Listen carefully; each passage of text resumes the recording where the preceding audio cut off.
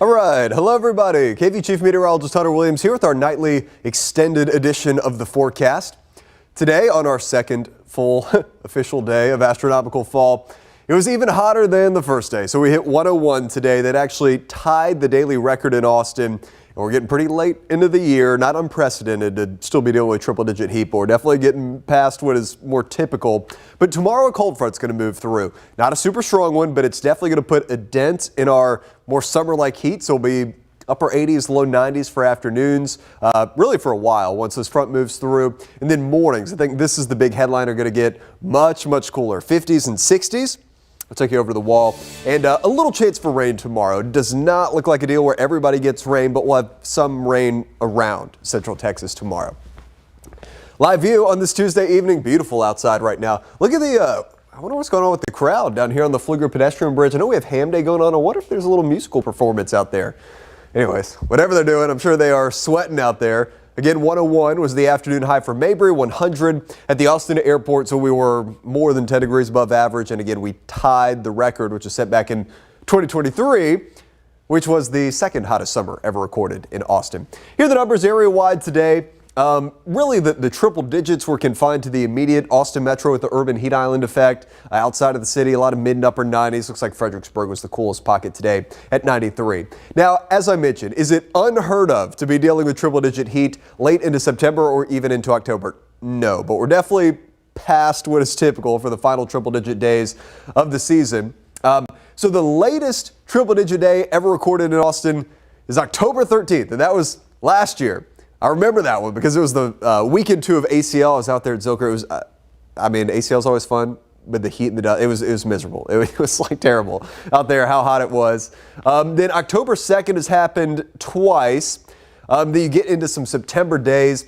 Looking back at the numbers, today is tied for the 9th latest final triple-digit day. It's a little bit more nuanced for latest triple-digit days period, just because you have to go through each year, not just look at the final one. But either way, it looks like we are in the top 10 for latest final triple-digit days. And not just hot, but increasingly pretty dry. You can see our drought monitor. We've got expanding drought again over much of central Texas, especially for Austin points east. So still where the big flooding was back in the summer in the hill country, there's no drought conditions. But Austin is currently under moderate drought again. And then we have some severe drought, which is creeping up for places like San Marcos, into Buda, into Mustang Ridge, and out towards like the Manor area. It has been 17 days since the last measurable rain in Austin.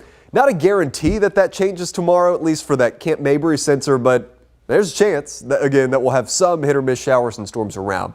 Current numbers outside are still in the mid-90s, although finally we're starting to cool down a little bit. And then you can see our cold front. So again, to be clear, this is not the first front where there's going to be like an immediate 30-degree drop in temperature.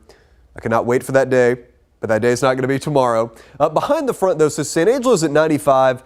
Lubbock's in the 80s and Amarillo's in the 70s. So there's definitely some cooler stuff up there. Then we also have this broken line of showers and storms developing along the cold front. Some of this up in the DFW area into southern Oklahoma is severe. And then this is a big batch of flooding and severe issues into parts of Arkansas. But a closer look for us, again, we had a few very spotty showers and downpours over the coastal plains. This stuff tonight, it's out around the San Angelo area. It is not going to make it into our K-View area tonight, but tomorrow is when our rain chances will start. So nothing tonight, just warm, muggy. Austin only down about 78. So yeah, just a warm, muggy, summer feeling night. Partly cloudy tonight.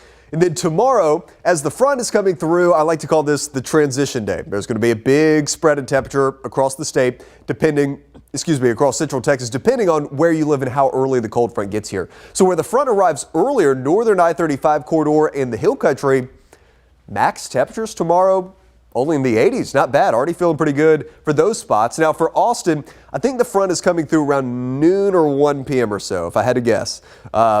So ahead of it, we're still up to about 91, and then you get into low, maybe even some mid-90s across the coastal plains for the afternoon, where it takes the front a little bit longer. But even for those areas, assuming the front comes through by like mid-afternoon, especially if we get some decent cloud cover and rain, temperatures by like 4 or 5 o'clock, what would normally be the hottest part of the afternoon, will probably have dropped some. So here's a look at the cold front timing. 8 to noon across the northern hill country, I-35 corridor, rest of the hill country, Austin Metro, 10 a.m. to 2 p.m. Again, I think it's probably going to be like 1-ish or so in Austin, noon to 1. Noon to 4 across the coastal plains. Then by the evening, this should be through our area and it will stall down to our south. So this will make it all the way through our area. Overnight's going to be quiet, but let's talk about this rain chance for tomorrow. So here is noon. This model, I would say, is probably on the more aggressive end of the solution. It's not impossible, but I have a 40% shower and storm chance in the forecast for tomorrow. So this might be a little bit more widespread than what I'm expecting, but it shows this kind of broken hit or miss line of showers and some heavy downpours coming through. Keep your fingers crossed in Austin. Actually, I think it's a higher rain chance across the coastal plains during the mid to late afternoon, just because those opportunities will have a chance to destabilize a little bit more. It'll be warmer, more humid down that way, but hit or miss showers and storms through the day.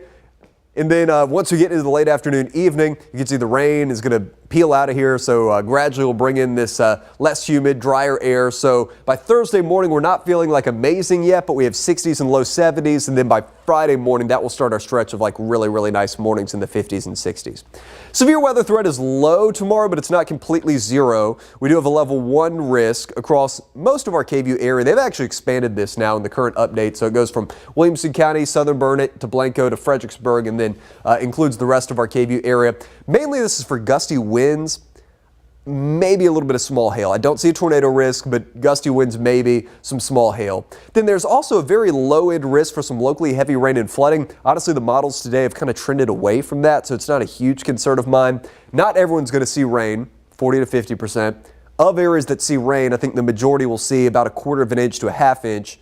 But maybe a few localized spots get a quick 1 to 3 inches, and that's where a minor localized flood risk will come into play.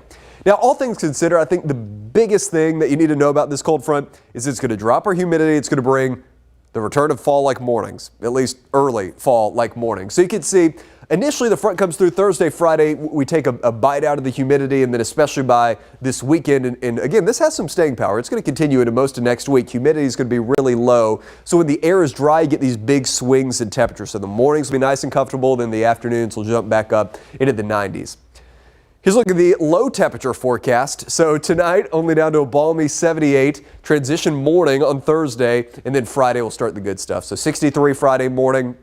Saturday morning 64, Sunday morning 65, and these are the numbers in town for Austin. So obviously with the urban heat island effect, these are going to be among the warmest numbers. Less populated parts of the metro, more outlying suburbs, low 60s and 50s, and especially across the hill country, I think 50s will be pretty widespread.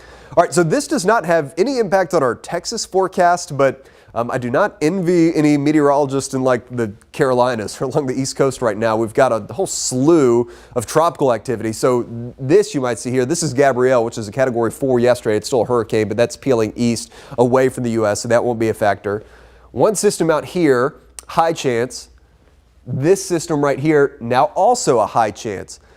Now, without getting too far into the weeds in this, some of the models have been showing what we call a Fujiwara effect, where both of these systems could develop and then they kind of interplay with each other and swing around each other. All this to say, it's a very complicated forecast with what's going to go on with these tropical systems, but this much I can tell you, they are not going to be an issue for the Gulf or for Texas as we see things right now. All right, here's our 7-day forecast. So our cold front coming through tomorrow on Wednesday, 40% chance for showers and storms, so some rain, but others are not going to be happy. I know your lawn might need some rain. Not everyone's going to get it tomorrow. 91 for the high. Thursday morning, it feels okay, but we're not like to the really good stuff just yet. And then 90 on Thursday, but a low humidity 90. So pretty nice. And that's pretty close to average for this time of the year. Friday, the morning great, 63, 91 for the high. Then humidity stays low, so we get these big diurnal ranges or swings between the morning and afternoon temperatures. So mornings will stay in the 50s and 60s all the way through the weekend and early next week, and afternoons will stay in the 90s, and I think we'll get back into a stretch of just about completely dry weather. So with Austin now being 17 days without measurable rain, if that 40% doesn't pan out for us tomorrow, we don't get rain over the Camp Mabry sensor, we could be adding another 7 days or more to that stretch. I know we need some rain here at this point. All right, guys, that's going to do it. I will have some new model data for you during our newscast at 10 o'clock, so we'll take a quick 3-hour break, and I'll have a full detailed update on the forecast coming up on KV News at 10 o'clock. We'll see you there.